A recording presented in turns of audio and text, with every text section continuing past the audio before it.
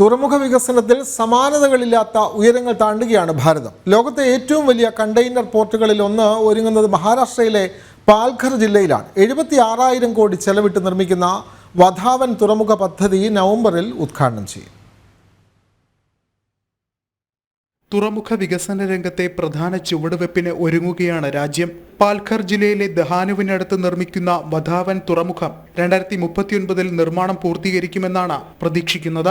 മുംബൈയിൽ നിന്ന് 150 കിലോമീറ്റർ അകലെ ഗുജറാത്തിനോട് ചേർന്ന ദഹാനു താലൂക്കിലാണ് തുറമുഖ നിർമ്മാണം. 76,220 കോടിയാണ് പദ്ധതി ചെലവ്. വധാവൻ യാഥാർത്ഥ്യമാകുന്നതോടെ രാജ്യത്തെ ആഴമേറിയ തുറമുഖങ്ങളിലൊന്നായി ഇത് മാറും. ലോകത്തെ ഏറ്റവും മികച്ച 10 തുറമുഖങ്ങളിൽ ഒന്നാകാനൊരുങ്ങുന്ന വധാവന്റെ നിർമ്മാണം ലോക രാജ്യങ്ങളും ഉറ്റുനോക്കുന്നു.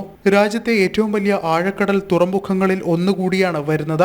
മഹാരാഷ്ട്രയ്ക്ക് പുറമെ ഗുജറാത്ത്, മധ്യപ്രദേശ്, കർണാടക തുടങ്ങിയ സംസ്ഥാനങ്ങൾക്കും ഏറെ ഗുണകരമാകും വധാവൻ.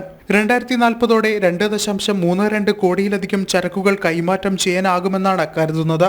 ആദ്യഘട്ടം പൂർത്തിയായാൽ തന്നെ 1.5 കോടി TEU ആകും തുറമുഖത്തിന്റെ ശേഷി. രാജ്യത്തെ അന്താരാഷ്ട്ര ചരക്ക് നീക്കത്തിന് അനന്തമായ സാധ്യതകളാണ് വധാവൻ തുറന്നിടുന്നത്. ഭാരതം, മധ്യേഷ്യ, യൂറോപ്പ് വ്യാപാര ഇടനാഴി, ഇന്റർനാഷണൽ നോർത്ത് സൗത്ത് ഇടനാഴി എന്നിവയുടെ ചരക്ക് നീക്കത്തിന്റെ ഗേറ്റ് വേ ആയി വധാവൻ മാറും. അതായത് യൂറോപ്പും ഗൾഫ് മേഖലയുമായുള്ള ഭാരതത്തിന്റെ വ്യാപാര സാധ്യതകൾ തുറമുഖം വർദ്ധിപ്പിക്കും. നരേന്ദ്രമോദി സർക്കാരിന്റെ സുസ്ഥിര വികസന കാഴ്ചപ്പാടിനോട് ചേർന്നാണ് ഇവിടെ വികസന പദ്ധതികൾ വരിക.